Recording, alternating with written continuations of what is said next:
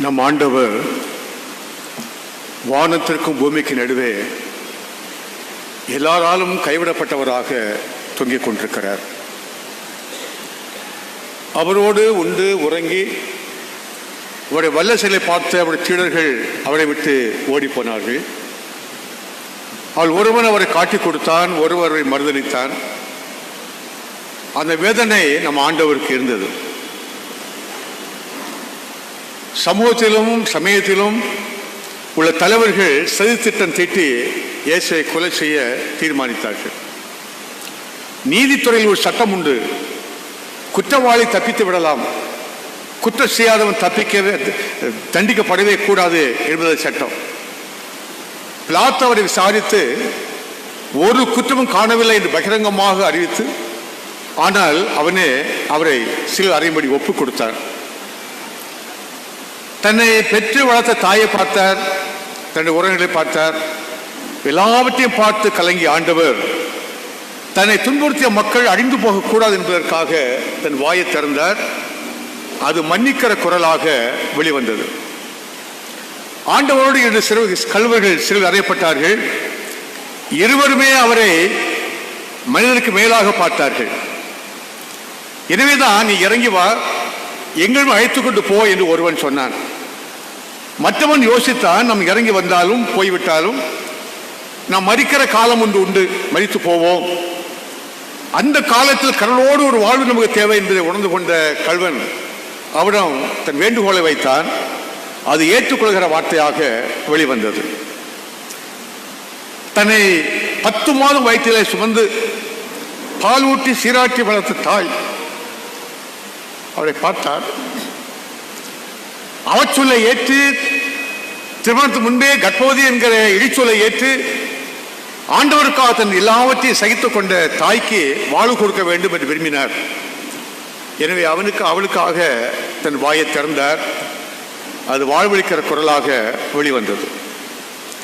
3 மணி நேர இடைவேளையில் உலகமே இருண்டு போயிற்று. அந்த வேளையை தனி மனிதனாக முழு உலகத்தின் பாவத்தையும் பிதாவாகிய கடவுள் இயேசு மீது சுமத்தினார். அதை ஏற்று கடுமையான கொடுமையான வேதனையை சகித்து, அதனை வேதனை முடிந்த பின்பு இதோ பழைய நிலைமையை பார்த்து அவர் கதறினார். அது மனுக்குலத்துக்கு வாழ்வளிக்கிற வார்த்தையாக வெளிவந்தது. இயேசு மெய்யான மனிதனாக வாழ்ந்தவர். அவர் எப்படி மெய்யான தேவகுமாரனோ அதுபோல மெய்யான மனித குமாரன். எனவே அவருக்கு நம்முடைய உணர்வுகள் அனைத்தும் இருந்தன. அதையெல்லாம் சகித்தவர். அவர் பட்ட அடிகள், அவர் சிந்திய இரத்தம், இவற்றால் ஏற்பட்ட வேதனை, இரவு முழுவதும் அரைத்த அலைச்சல், இவற்றால் விழுந்த வேதனை நிமித்தம் அவர் வாயை திறந்தார். அது தாகத்தின் குரலாக வெளிவந்தது. பிதா இறக்காத உலகத்தில் இயேசுவை அனுப்பினாரோ அந்த வேலையை ஒன்று கூட தவறாதபடி எல்லாவற்றையும் நிறைவேற்றினார். இயேசுவின் வாழ்வில் ரட்சிப்பு முழுமையாக நிறைவேற்றப்பட்டது. அந்த மன நிறைவோடு இதோ வாயை திறந்தார். முடிந்தது என்ற வார்த்தை வெளிவந்தது. முடிந்தது என்ற ஒரு வார்த்தைக்கு பின்பு இன்னொரு வார்த்தை வருமா? வர முடியுமா? எல்லாம் முடிந்து போயிட்டே, பின்பு என்ன ஒரு வார்த்தை இருக்கிறது என்கிற ஒரு கேள்வி நம் உள்ளங்களிலே எழும். இதை லூக்கா 23ஆம் அதிகாரம் 46ஆம் வசனத்தில் லூக்கா இப்படி பதிவிடுகிறார். அப்பொழுது இயேசு, பிதாவே, உம்முடைய கைகளின் ஆவி ஒப்புவிக்கிறேன் என்று மகா சப்தமாய் கூப்பிட்டு சொன்னார் என்று சொல்கிறார். முடிந்தது, பின்பு ஒரு வார்த்தை இருக்க முடியாது. ஆனால் சிலுவை மரணம் முடிந்ததை ஒழிய ஆண்டவருடைய பணி இன்னும் முடியவில்லை. சிலுவை ரட்சிப்பு பணியை ஆண்டவர் நிறைவு செய்தார். இன்னும் அவர் செய்ய வேண்டிய பணிகள் நிறைய இருக்கின்றன.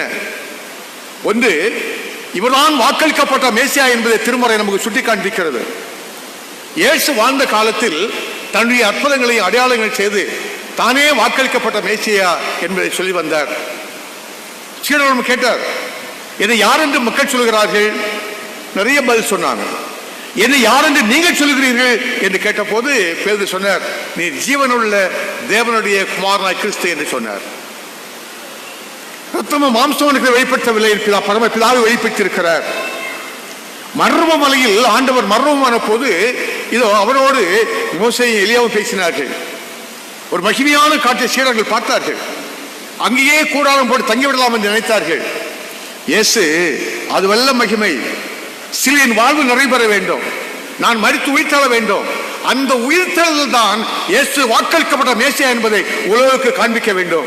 எனவே அவர் பணி முடியவில்லை. இது இருக்கிற பணி என்ன? இயேசு மரித்து அடக்கம் பண்ணப்பட வேண்டும். 3ஆம் நாளில் அவர் உயிரோடு எழுந்திருக்க வேண்டும். அவர் விண்ணுலகம் செல்ல வேண்டும். தூய ஆவியை அனுப்பி மனுக்களும் அனைத்துக்கும் விசுவாசத்தை உருவாக்கும்படி தூய ஆவியாரை அனுப்ப வேண்டும். இதோ சீடர்களுக்கு அதிகாரம் கொடுத்து உலகமெங்கும் போய் நற்செய்தியை அறிவியுங்கள் என்று அனுப்ப வேண்டும். இந்த பணிகள்லாம் மீதி இருக்குது. அதனாலதான் அவர் சொல்றார், இப்போ அது முடிஞ்ச பிறகுதான் அவர் சொல்றார், முடிந்தது. மனுஷருந்து விடைபெறுகிறார். மீட்பின் பணியை நிறைவு செய்து விட்டார், நம்மிடமிருந்து விடைபெறுகிறார்.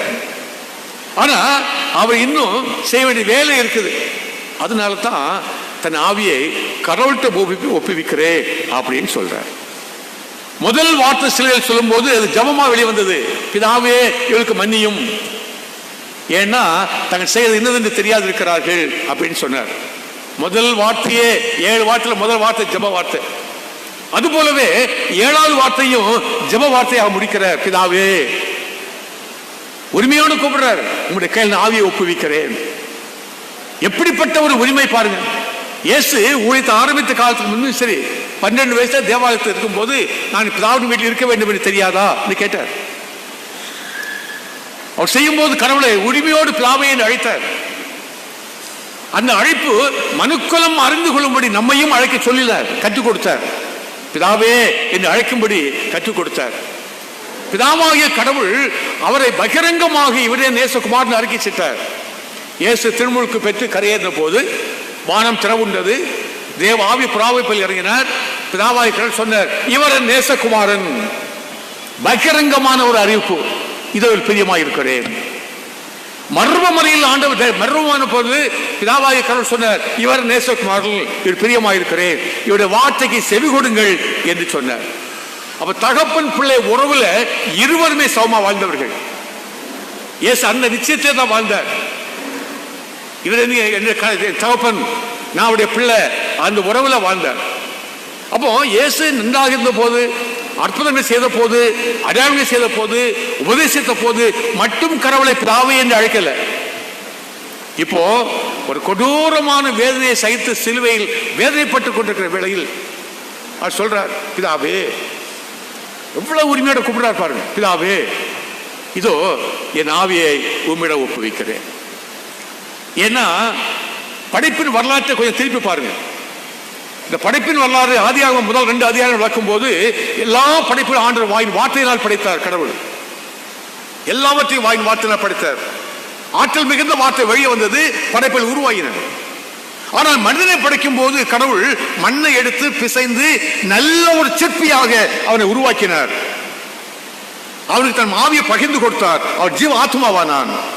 அதனால்தான் எசேக்கியேல் 18ஆம் அதிகாரம் 4ஆம் வசனம் வாசிக்கும் போது எல்லா ஆத்மாவும் என்னுடையது, தகப்பன் ஆத்மாவும் என்னுடையது, மகன் ஆத்மா என்னுடையது என்று எசேக்கியேல் தீர்க்கதரிசியை கொண்டு கடவுள் சொல்கிறார். பவுலடிகளார் கொண்டு சபையாருக்கு எழுதுவார், இவங்க சரீரம் நீங்கள் தேவனால் பெற்றதும் உங்களில் தங்கி இருக்கிற பரிசுத்தாவின் ஆலயம் என்று சொல்லுவார். நீங்கள் உங்களுடைய அல்ல, இந்த சரீரம் கடவுள் எனக்கு தந்தது, இந்த ஆவி கடவுள் எனக்கு கொடுத்தது. எனவே ஆவியை பெற்றிருக்கிற நாம் அதை நிறைவு செய்யும் போது எப்படி செய்ய வேண்டும் என்பதற்கு இதோ நம் ஆண்டவர் நமக்கு பாடம் கற்பிக்கிறார். இதை சொல்றாரு, பிதாவே உம்முடைய கைகளில் என் ஆவியை ஒப்புவிக்கிறேன்.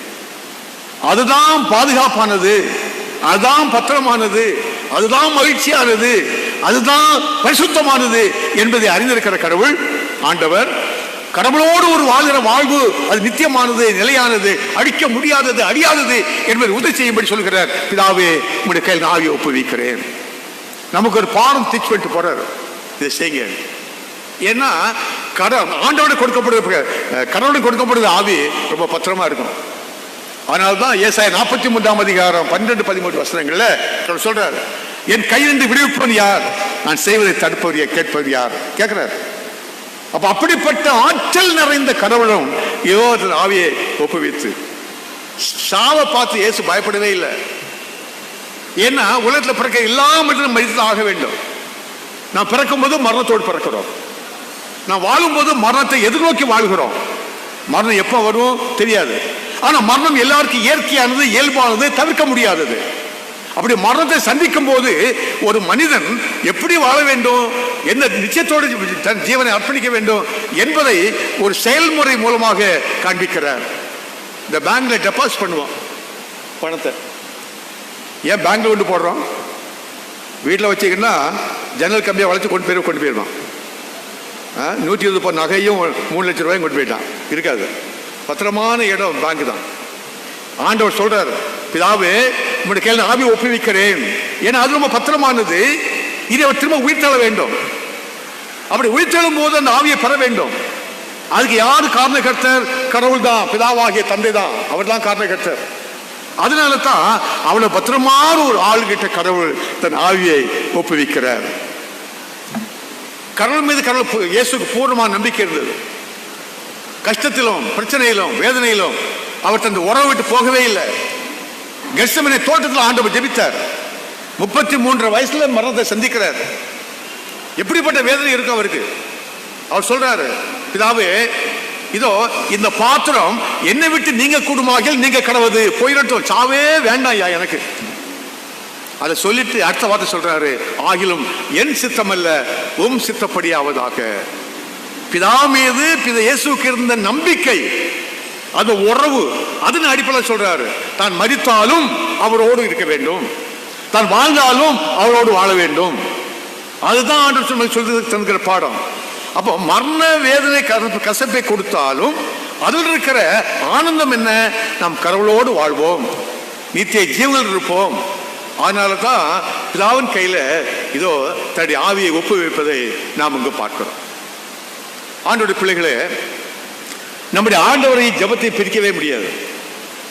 இயேசு ஊழியத்தை ஆரம்பித்த காலத்துக்கு முந்தி நம்முடைய வரலாறு சொல்லலை, ஆனால் பிறகு அது பிரிக்கவே முடியாது. அவர் ஒவ்வொரு நாளும் காலையில் ராத்திரி மத்தியானம் சமயம் கிடைக்கும் போதெல்லாம் ஜெபித்தார். ஒவ்வொரு பணியை ஆரம்பிக்கும் போதும் ஜெபத்தோடு ஆரம்பித்தார். அதனால தான் எல்லாவற்றையும் வெற்றி பெற்றார். எல்லா பணியும் அந்த நிலையில மரண வேளையிலும் தன்னை உயிருக்கு போற அந்த நிமிஷத்திலும் அவர் ஜெபிக்கிறார். அதான் வேற யார்ட்டையும் இல்லை. இந்த வார்த்தை சங்கீதம் 31:5 இருக்கிற வார்த்தை. அது என்ன? தேவரே உங்கள் கையில் ஆவி ஒப்புவிக்கிறேன், சத்தியபராகிய கர்த்தாவே நீர் என்னை மீட்டுக் கொண்டீர். ஒவ்வொரு யூத குழந்தையும் இந்த ஜெபத்தை சொல்லி ராத்திரி படுக்கணும், காலை எழுந்திருக்கு. ஏன்? அந்த ராத்திரி முழுசா நித்திரை செய்யும் போது என்ன நடக்குதுன்னு நமக்கு தெரியாது. காட்டு நின்று போட்டா போனதுதான். அப்ப ஒவ்வொரு யூத குழந்தையும் சொல்லணும். அப்ப இயேசு சிறு வயதிலேயே வசனங்களை கற்றுக்கொண்டவர். அவருடைய தாயாருடைய பங்கு அதிகம். ஆலயத்துக்கு போகும்போது வசனத்தை கேட்டிருப்பார். அதனால தான் 12 வயசுல தேவாலயத்தில் இதோ பெரிய அறிஞர்களோடு அவரை வாக்குவாதம் பண்ண முடிந்தது. அவனுடைய பிள்ளைகளை வசனம் பைபிளா இருந்தா நமக்கு சொந்தம் ஆகாது. பைபிள் நிறைய வசனம் இருக்குது, அது சொந்தமே ஆகாது. வசனங்கள் எவ்வளவு மனப்பாடமாக நமக்கு தெரியுமோ அவை மட்டுமே நமக்கு சொந்தமானவை. அதை மறந்துடாதீங்க. திருமண வசனங்கள் நமக்கு சொந்தமாக வேண்டும் எனில் அவை நமக்கு மனப்பாடமாக தெரிய வேண்டும். இயேசு அதை தான் கற்றிருந்தார். அவர் ரெஃபரன்ஸ் எல்லாம் அப்படிதான் சொன்னாரு. மோசே இப்படி சொல்லிருக்கிறாரு, நீங்க பழைய ஏற்பாட்டில் வாசிக்கலையா, நியாயப்பிரமாணத்தில் வாசிக்கலையா கேட்டது காரணம் எல்லாம் அவர் வேதத்தை அந்த அளவுக்கு அறிந்து வைத்திருந்தார். ஏன் வார்த்தை 4 வார்த்தை சொல்லி ஜெபிக்கிறது முக்கியம் இல்லை, அவருடைய வசனத்தை சொல்லி ஜெபிக்கிறது ரொம்ப முக்கியம். அது முக்கியம். அவருடைய வார்த்தையை சொல்லி ஜெபிக்கிறதுக்கு இது ஆண்டவர் நமக்கு கற்றுக் கொடுத்திருக்கிறார்.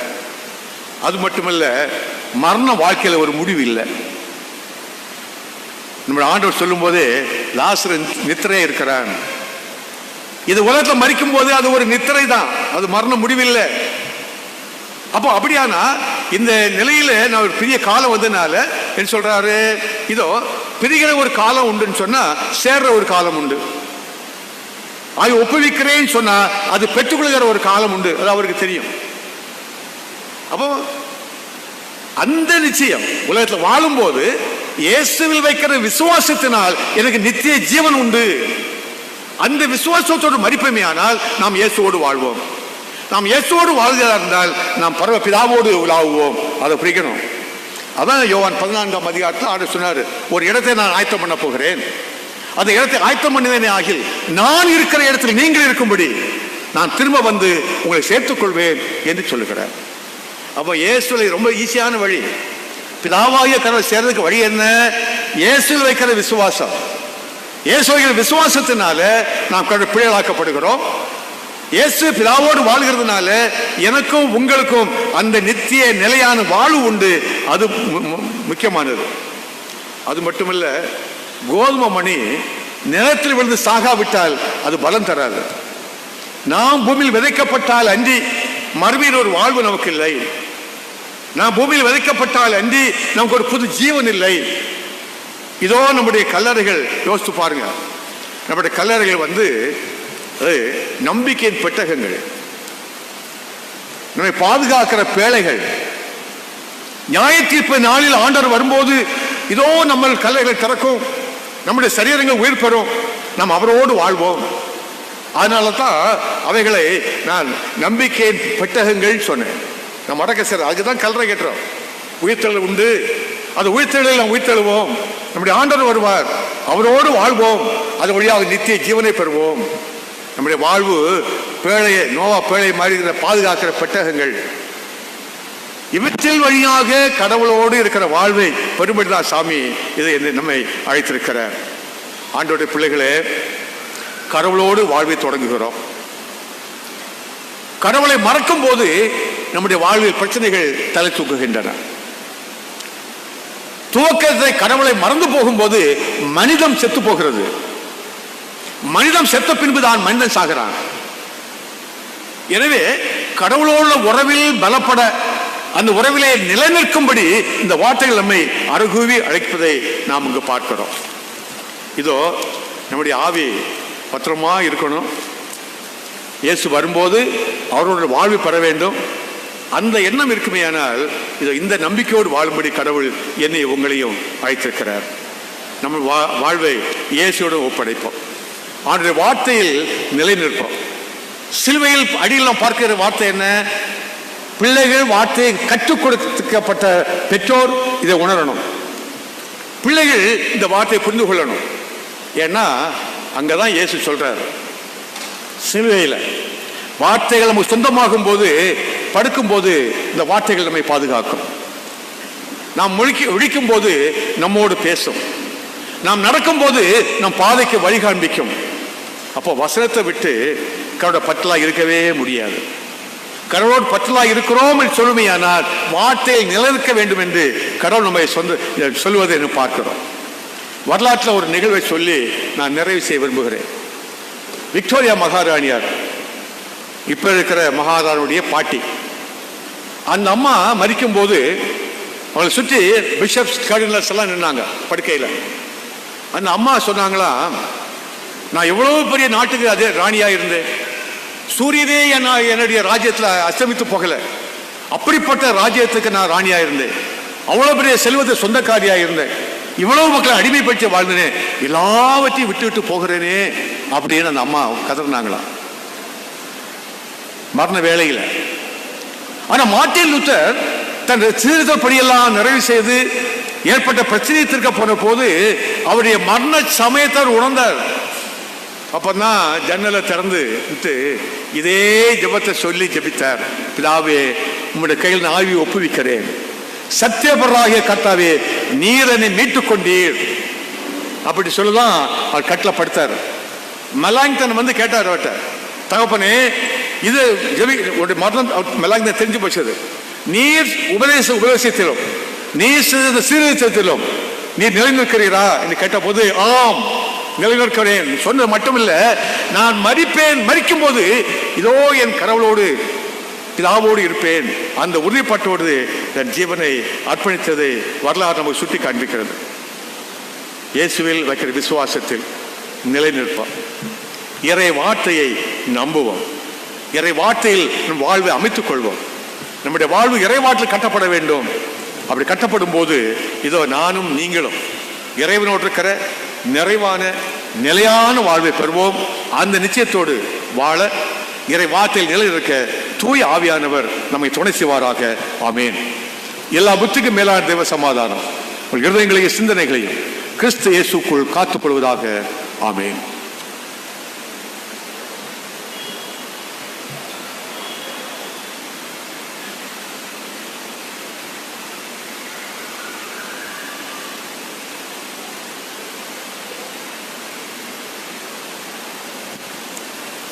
கிறிஸ்து சிலுவையில் மொழிந்த 7 வார்த்தைகளை செய்தியாக அளித்த அனைத்து போதகர்களுக்கும் சபை சார்பாக நன்றியினை தெரிவித்துக் கொள்கிறோம். நாளை காலை 10 மணிக்கு தியான முகாம் நடைபெறும். வருகிற ஞாயிற்றுக்கிழமை அதிகாலை 5 மணிக்கு கிறிஸ்து உயிர்த்தெழுதல் சிறப்பு ஆராதனை நடைபெறும். நன்றி. நாம் ஜெபித்து இறை ஆசையோடு இந்த நிகழ்வை நிறைவு செய்ய இருக்கிறோம். செயலர் அவர்கள் ஒரு முக்கியமான அறிவிப்பை சொன்னார்கள்.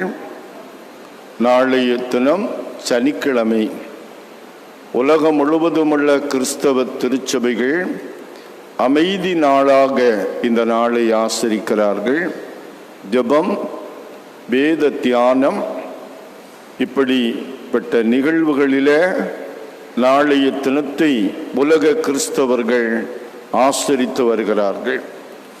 ஆகையினால நம்முடைய திருச்சபையும் நாளைய தினத்தை தியான நாளாக ஆசரிக்க நினைத்திருக்கிறது.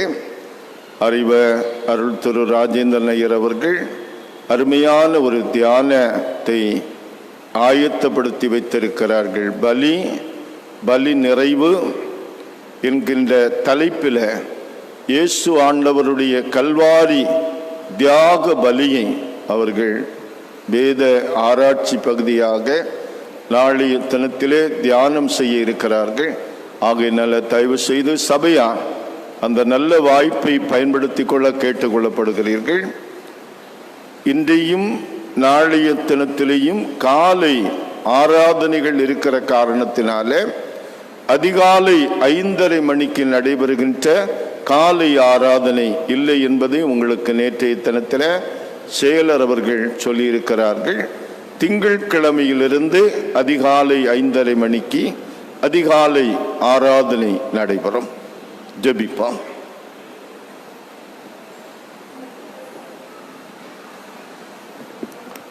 நல்ல கடவுளே, நன்றியோடு உம்மை துதிக்கிறோம் ஐயா.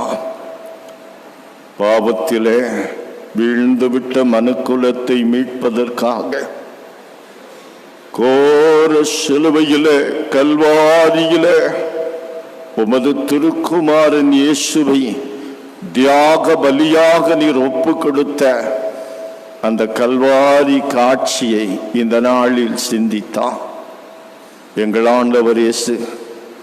கல்வாரி சிலுவையிலே காயப்பட்டவராய், நொறுக்கப்பட்டவராய், இரத்தம் சிந்தினவராக காட்சி அளிக்கும். அந்த காட்சி மட்டுமல்ல, மரிக்கும் இயேசு சொன்ன நம்பிக்கையின் வார்த்தைகளை, ஆறுதலின் வார்த்தைகளை இந்த நாளிலே உமது அடியார்கள் எங்களுக்கு எடுத்து சொன்னார்கள். நாங்கள் கேட்டிருக்கிறோம். நல்ல தீர்மானங்களை எடுக்க உதவி செய்யும். ஏதோ வந்தோம் கேட்டோம் என்று அல்ல, ஆண்டவருடைய வார்த்தை எனக்காக சொல்லப்பட்டிருக்கிறது. இந்த வார்த்தையின் அடிப்படையிலே நான் ஒரு தீர்மானம் எடுத்து புது வாழ்வு வாழ வேண்டும் என்று தூயாவியானவர் என்னில் பேசுகிறார் என்ற உணர்வோடு தீர்மானம் எடுக்க உதவி செய்யும். இந்த நாளை எவ்வளவு சிறப்பாக ஆயத்தம் செய்த சபை நிர்வாகத்துக்காக நன்றி செலுத்துகிறோம். வந்து இறை வார்த்தைகளை கொடுத்த அன்பு போதகர்களுக்காக கர்த்தரை போற்றுகிறோம். தொடர்ந்து ஆண்டவரே நடைபெறுகின்ற மதிய உணவு மற்றும் இதர நிகழ்வுகளுக்காக போற்றுகிறோம். ஆயத்தம் செய்த கரங்களை ஆசீர்வதியும். அனைவரும் மகிழ்ச்சியோடு எங்கள் அன்பையும் ஐக்கியத்தையும் வெளிப்படுத்தும் விதமாக இவற்றிலே பங்கு பெற்று செல்ல கிருபை தார். இயேசு ஆண்டவரின் மரணத்தை கண்ட நாங்கள் வரும் நாளில் அவரது உயிர்த்தெழுதலே பங்கெடுக்கவும், உயிர்த்த இயேசுவை கொண்டாடி மகிழவும் எங்களை வழிநடத்தும் ஆசீர்வதியும். நாளைய தினத்திலே நடைபெறுகின்ற தியான ஆராதனையிலேயும் ஆண்டவருடைய வழிநடத்தல் இருக்கட்டும். பயனுள்ளதாக அதை மாற்றித்தார். இயேசுவின் நாமத்தில் பிதாவே, ஆமேன். பரமண்டலங்களில் இருக்கிற எங்கள் பிதாவே, நாமம் பரிசுத்தப்படுவதாக, உம்முடைய ராஜ்யம் வருவதாக, உம்முடைய சித்தம் பரமண்டலத்திலே செய்யப்படுகிறது போல பூமியிலேயும் செய்யப்படுவதாக. அன்றன்று வேண்டிய எங்கள் ஆகாரத்தை இன்றும் எங்களுக்கு தாரும். எங்கள் கடனாளிகளுக்கு நாங்கள் மன்னிக்கிறது போல எங்கள் கடன்களை எங்களுக்கு மன்னி. எங்களை சோதனைக்குட்பட பண்ணாமல் தீமை நின்று எங்களை ரட்சித்துக் கொள்ள. ராட்சியமும் வல்லமையும் மகிமையும் என்றென்றைக்கும் பிள்ளைகளே, ஆமென். ஆசீர்வாதம்.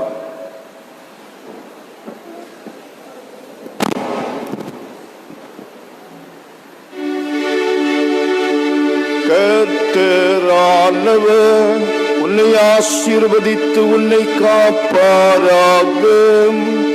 கர்த்தரானவர் தமது திருமுகத்தை உன்மேல் பிரகாசிக்க பண்ணி உன்மேல் கிருபையாயிருப்பாராக.